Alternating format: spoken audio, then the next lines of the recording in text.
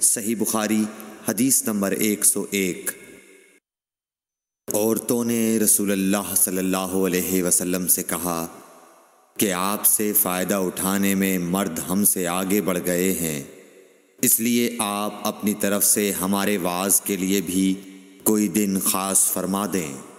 تو آپ صلی اللہ علیہ وسلم نے ان سے ایک دن کا وعدہ فرما لیا۔ اس دن عورتوں سے آپ نے ملاقات کی اور انہیں وعظ فرمایا اور مناسب احکام سنائے۔ جو کچھ آپ صلی اللہ علیہ وسلم نے ان سے فرمایا تھا اس میں یہ بات بھی تھی کہ جو کوئی عورت تم میں سے اپنے 3 لڑکے آگے بھیج دے گی تو وہ اس کے لیے دوزخ سے پناہ بن جائیں گے۔ اس پر ایک عورت نے کہا اگر 2 بچے بھیج دے؟ آپ نے فرمایا ہاں، اور 2 کا بھی یہ حکم ہے۔